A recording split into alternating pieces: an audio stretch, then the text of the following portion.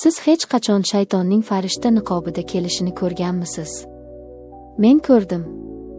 O'sha kuni, o'sha jazirama tush paytida begona eshikni taqillatganimda, men o'z taqdirimni, o'z oilamni, o'z borlig'imni qimorga tikayotganimni bilmasdim. U ayolning tabassumi, dasturxoni, ochiq-sochiq kiyimi. Bularning barchasi shunchaki tuzoqning bezagi ekan. Men bir lahzalik nafs deb bir umrlik baxtimni yoqib yubordim. Endi esa, endi menda na uy bor, na oila, na halovat.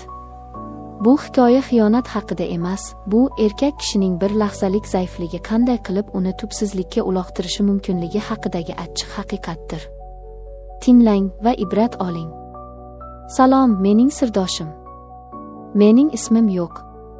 Aniqrog'i, hozir bor yo'g'i xoin, ahmoq, yutqazgan odam degan ismlarim qoldi. Yoshim 34 ta. Lekin ko'zlarimga qarasangiz, 50 yoshli odamning charchog'ini ko'rasiz. Bugun sizga aytib beradiganlarim shunchaki hikoya emas. Bu mening tavbam. Bu mening ogohlantirishim.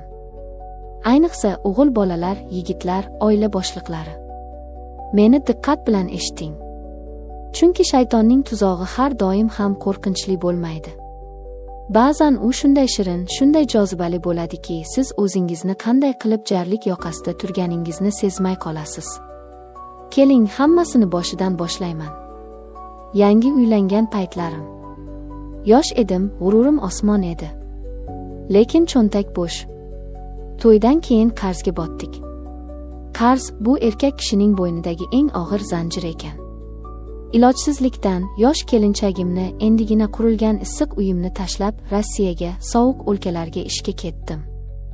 O'sha paytda mahallamizdagi tengdoshlarim xotinlari bilan yetaklashib baxtli yurishardi.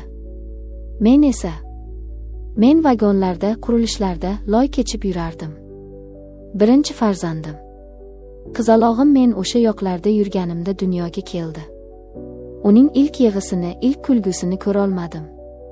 Telefonda xotinimning qizli bo'ldik degan yig'lamsiragan ovozini eshitib, men ham yigit boshim bilan yig'laganman. Musofirlik. Noni qattiq ekan. Och qoldim, ko'chada qoldim. Oylab ishlaganimdan keyin pul yo'q deb haydagan xo'jayinlar ham bo'ldi. Lekin tishimni tishimga qo'yib, qarzni uzish uchun ishladim. Qaytib kelganimda qizim 1,5 yoshda edi. Eng alam qilgani nima bilasizmi? Qizim meni tanimadi.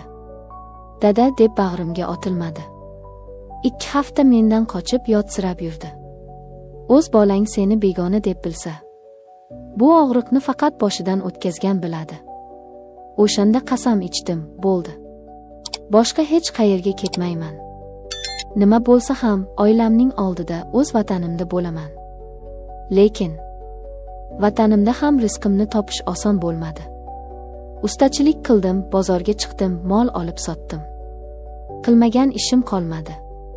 Bu orada yana 2 ta farzandli bo'ldik. Oila kattalashdi, xarajatlar ortdi. Har kuni kechqurun yotish oldidan ertaga nima qilaman? Bolalarimga nima yediraman degan o'y miyamni kemirardi. Bu o'ylar meni o'zgartirdi. Jahldor, asabiy bo'lib qoldim. Xotinim bilan tez-tez urishadigan, arzimas narsaga baqiradigan bo'lib qoldim. U bechora ham charchagandi, lekin men buni ko'rmasdim. Men faqat o'z muammolarim bilan band edim. Oxiri ming azob bilan bir ish topdim. Chiroqchilik. Elektr hisoblagichlarni tekshirish, ko'rsatkichlarni yozib yurish. Maosh unchalik katta emas, lekin har holda tayinli ish deb xursand bo'ldim. Lekin bu ish meni ko'p xonadonlarga, ko'p taqdirlarga guvoh qildi. Ishim ertalabdan kechgacha davom etardi. Tik oyoqda, uyma-uy, qavatma-qavat. Kechqurun oyoqlarim zirqirab og'rirdi. Uyda yana janjal. Bir kuni xotinim bilan qattiq aytishib qoldik. Sabr kosam to'lib unga qo'l ko'tardim. Birinchi marta. U yig'lab bolalarni oldida onasining uyiga ketib qoldi. Ketsa ketaversin, o'zi qaytib keladi deb o'yladim g'ururimga sig'inib. Orqasidan bormadim. Uyda yolg'iz qoldim. Mana shu yolg'izlik. Bu bo'shliq. Bu erkak kishi uchun eng katta dushman ekan. 10 kun o'tdi. Men ertalab chiqib ketaman, kechasi kelib muzdek uyda bir o'zim yotaman. Ovqat yo'q, choy yo'q, bolalarning kulgusi yo'q. Faqat 4 devor va men. Hamma narsadan ko'nglim sovib, dunyo ko'zimga qorong'u bo'lib yurgan paytlarim edi. Ayni yoz chillasi. Kun qizdiryapti. Tush payti. Qornim och, chanqaganman. Ko'p qavatli uylardan birida yuribman. Bir xonadonning qo'ng'irog'ini bosdim. Eshik ochildi. Ostonada yoshgina 24-25 yoshlar atrofida husni oydek bir qiz paydo bo'ldi. Uning ustida yubka deyarli shaffof, oppoq xalat bor edi. Xalat uning oppoq sonlarini zo'rg'a yopib turardi. Men bir muddat gangib qoldim. Ko'zimni qayerga olib qochishni bilmay qoldim. "Keling, nima xizmat?" deb so'radi u muloyim ovozda. Men tilim aylanmay chiroqchilardan ekanimni, hisoblagichni ko'rishim kerakligini aytdim. "Kiravering, marhamat", dedi u eshikni kattaroq ochib. Uyga kirdim. Ichkari salqin, konditsioner ishlayapti. Dimog'imga qandaydir shirin, ishtahani ochadigan taom hidi urildi. Bu salqinlik, bu hid tashqaridagi jaziramadan keyin menga jannatdek tuyuldi. Ishimni tezda bitirdim. Hisoblagichni ko'rdim, yozdim. Ketishim kerak edi. Lekin chanqoqlik va ichimdagi shayton meni to'xtatdi. "Uzr, singlim. Bir stakan suv bersangiz, juda chanqab ketdim", deb so'radim. Qiz menga bir qarab oldi. O'sha qarash. Unda hayronlik yo'q edi. Unda qandaydir o'yinqaroqlik, chorlov bor edi. "Albatta, yuring oshxonaga", dedi u va oldinga tushib yurdi. Men uning orqasidan ergashdim. Uning yurishi, harakati, hammasi meni o'ziga tortardi. Oshxona ham shinam, toza edi. U menga stulni ko'rsatib, "O'tiring", dedi. "Yo'q, men shundoq ichaman-u ketaman", dedim noqulaylanib. U kuldi. "Shoshmang, o'tirib iching", dedi qat'iyroq. Men o'tirdim. U muzlatgichni ochib, "Fanta ichasizmi yoki kola?" deb so'radi. "Oddiy suv bo'lsa bo'ldi", dedim men. Lekin u mening gapimni eshitmagandek ikkala ichimlikdan ham quyib oldimga qo'ydi. Men ichdim. Muzdek ichimlik tomog'imni kuydirib o'tdi. Qiz ro'paramda turardi. U mening ko'zlarim qayerga tushayotganini, holatimni sezib turardi. Va eng dahshatlisi, u bundan uyalmasdi. Aksincha, u o'zini yanada erkinroq tutardi.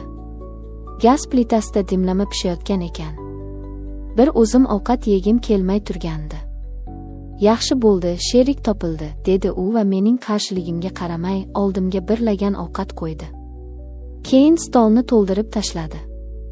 Non, salat, shirinliklar. Men o'zimni xuddi tushdagidek his qilardim. 10 kundan beri tuzukroq ovqat yemagan, xotinning mehrini ko'rmagan erkak uchun bu katta sinov edi. Men ovqatlandim. U esa tinmay gapirardi, kulardi. Uning ovozi, kulgusi menga shu qadar yoqimli eshitilardiki, men o'zimning kimligimni, oilam borligini, bu begona uy ekanligini unuta boshladim. Ovqatlanib bo'ldik. Qiz dasturxonni yig'ishtirish uchun o'rnidan turdi.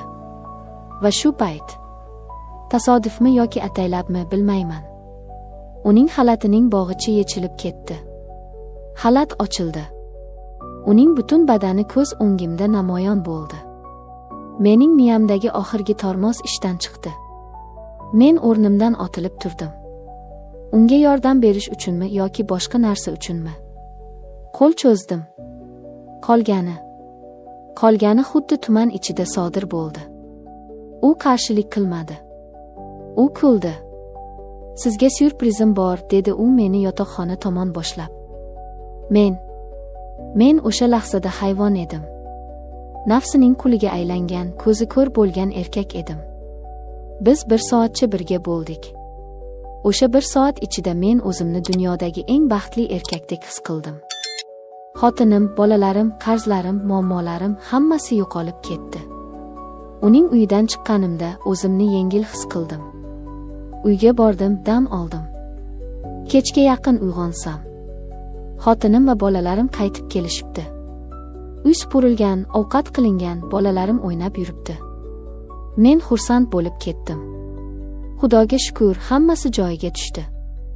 O'sha qiz bilan bo'lgan ish esa shunchaki bir sarguzasht bo'lib qoladi, hech kim bilmaydi deb o'yladim. Ahmoq ekanman. Chuchvarani xom sanabman. Ertasi kuni ertalab eshik taqilladi. Ochsam, militsiya formasidagi bir kishi turibdi. Yuzi sovuq, ko'zlarida qandaydir ayyorlik bor. "Siz falonchimisiz?" deb so'radi. "Ha", dedim hayron bo'lib. "Sizning ustingizdan shikoyat bor. Kecha bir qizning uyiga chiroqchi niqobida kirib, uni zo'rlagansiz", dedi u. Mening oyoqlarimdan jon chiqib ketdi. "Nima? Qanaqa zo'rlash?" "Uning o'zi." "Gapirmang", dedi u. "Yuring bo'limga." Meni olib ketishdi. Lekin bo'limga emas. O'sha qizning uyiga olib borishdi. Ichkariga kirdik. Kechagi mehmondo'st qiz endi yig'lab o'tirardi. Menga videoni ko'rsatishdi. Yotoqxonada yashirin kamera bo'lgan ekan. Hamma narsa, mening kirishim, uning nozlanishi, keyingi ishlar, hammasi yozib olingan.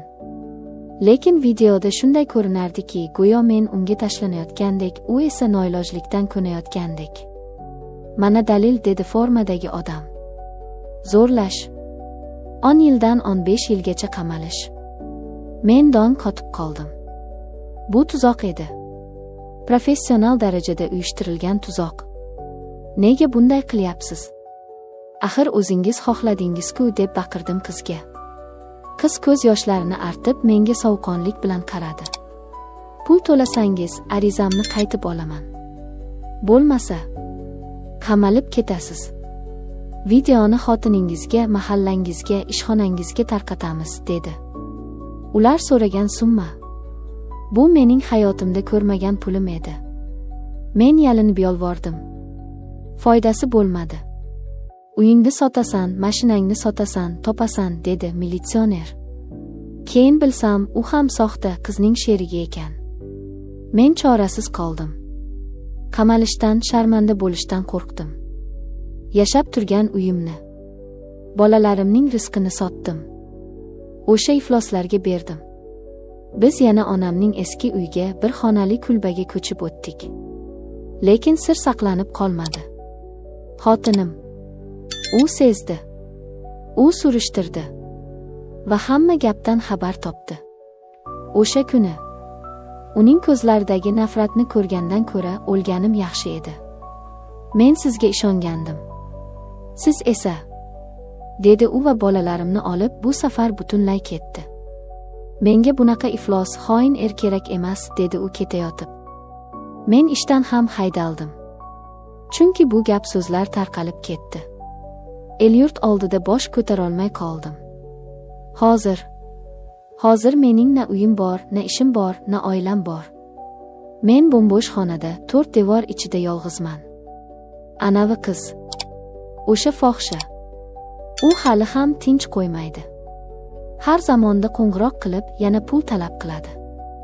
Yana videong bor, agar bermasang tarqataman, deydi. Men uning kuliga aylandim. Bir lahzalik nafs, bir martalik mazza meni bir umrlik kulga aylantirdi. Ey erkaklar, do'stlarim, ukalarim, mening holimga qarang va ibrat oling. Ko'chada, ishda, internetda sizga kulib qarayotgan, nozlanayotgan begona ayollar. Bilingki, ular shunchaki ayol emas. Ular sizning halokatingiz bo'lishi mumkin. Ayolning makri 40 tuyaga yuk bo'ladi, deyishadi. Men o'sha yukning ostida qolib ketdim.